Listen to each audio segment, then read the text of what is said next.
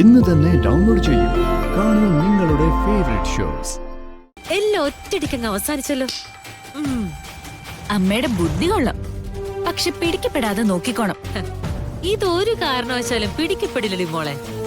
മാണിക്കുഞ്ഞിനി ഒരു കാരണവശാലും ഈ തറവാട്ടിലേക്ക് തിരിച്ചു വരികയില്ല. ഇനി നീ നോക്കിക്കോ, എന്തെങ്കിലും ഒരു കാര്യം ഇനി നമ്മൾ പ്ലാൻ ചെയ്താ എല്ലാം കൃത്യമായിട്ട് നടക്കും. കാരണം എന്താ, മാണിക്കുഞ്ഞിനെ പോലെ വളഞ്ഞു ചിന്തിക്കാനുള്ള ബുദ്ധി ഇവിടെ ഉള്ള ഒറ്റെണ്ണത്തിനും ഇല്ല. അപ്പൊ പിന്നെ നമ്മളെങ്ങനെ കണ്ടുപിടിക്കും? ചിറക് നഷ്ടപ്പെട്ടതുപോലെ നവീന്റെ നടത്തം. നഷ്ടപ്പെടട്ടെ, അതിനു വേണ്ടിട്ടാണല്ലോ വെട്ടിക്കളഞ്ഞത്. എന്നിട്ട് അവനോട് തത്തി തത്തി കളിക്കട്ടെ. അതെ, കിട്ടിയ അവസരം നോക്കി അത് ഉപയോഗിക്കാൻ നോക്കാം, അല്ലാതെ ചുമ്മാ പേടിക്കൊന്നുമല്ല വേണ്ടത്. ഇതിനു മുമ്പ് പല കാര്യങ്ങളും ചെയ്തു. അന്നൊക്കെ ദൈവത്തിന്റെ ഇടപെടൽ പോലെ പലതും സംഭവിച്ചു. അതുപോലെ ദേവദൂതന്റെ വേഷത്തില് വേറെ ആരെങ്കിലും വരുമോ ആവോ?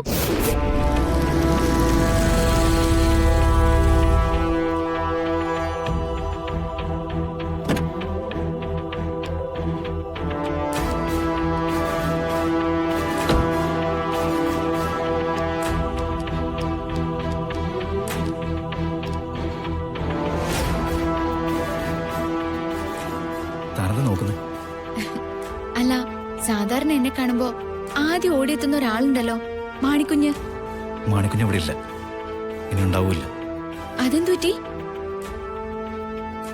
ഓ, മാണിക്കുഞ്ഞിന് വേറെ എന്തേലും ജോലി ശരിയായോ? അയാൾ അങ്ങനെ നവീനെ വിട്ട് പോവാറില്ലല്ലോ. ഞാൻ പറഞ്ഞേച്ചത് എന്തിനാ? അമ്മയുടെ അലമാരയിൽ നിന്ന് നഷ്ടപ്പെട്ട ആഭരണങ്ങള് എത്ര ആണ്ടുകളുടെ പഴക്കമുണ്ടെന്നാ. കളരിക്കൽ തറവാട്ടിന്റെ പാരമ്പര്യം മുഴുവൻ അതിലായിരിക്കുന്നെന്ന അമ്മയുടെ വിശ്വാസം. ആ ആഭരണങ്ങൾ കൊള്ളയടിച്ചവനെ അമ്മ വെറുതെ വിടുവോ? പതുക്കെ പതുക്കെ അമ്മയോട് സംസാരിച്ച് അവനെതിരെ ഒരു കേസ് കൊടുക്കണം. എനിക്കിത് വിശ്വസിക്കാൻ തോന്നുന്നില്ല. ഞാനും ആദ്യം വിശ്വസിച്ചില്ല, പക്ഷെ തെളിവുകൾ കണ്ടത് എല്ലാരും കൂടി. പിന്നെങ്ങനെ? എന്തോ ഒരു പ്രശ്നമുണ്ട്. നവീന്റെ സ്ഥലം കയ്യേറിയ ആളുകൾ നവീനെ ആക്രമിക്കാൻ വന്നപ്പോ മാണിക്കുഞ്ഞിന്റെ പെരുമാറ്റം ഞാൻ കണ്ടതാ. സ്വന്തം ജീവൻ പോലെ അവഗണിച്ച് നവീനെ രക്ഷിക്കാൻ വേണ്ടി അയാൾ ചാടി വീണതാ. മാണിക്കുഞ്ഞിന്റെ ഓരോ വാക്കിലും നവീനോടുള്ള സ്നേഹവും കടപ്പാടും ഒക്കെയുണ്ട്. അങ്ങനെയുള്ള ഒരാൾക്ക് ഒരിക്കലും ചതിക്കാൻ പറ്റില്ല. മാണിക്കുഞ്ഞ് പോയതോടുകൂടി എന്റെ അവസ്ഥ കഷ്ടമായി. ഞാൻ എല്ലാത്തിനും അയാളെയായിരുന്നു ആശ്രയിച്ചത്. ഇപ്പോ പെട്ടെന്ന് കുറെ കുരുക്കുകൾ എന്റെ കഴുത്തിൽ വന്ന് വീണ പോലെ.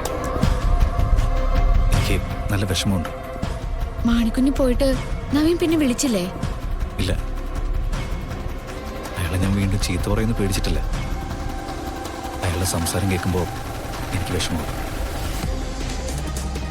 അങ്ങനെയായിരുന്നു ഞങ്ങൾ. ഞാൻ ഉറക്കെ ചിരിക്കുന്നത് പോലും അയാൾ പറയുന്ന തമാശകൾ കേട്ടിട്ടാണ്.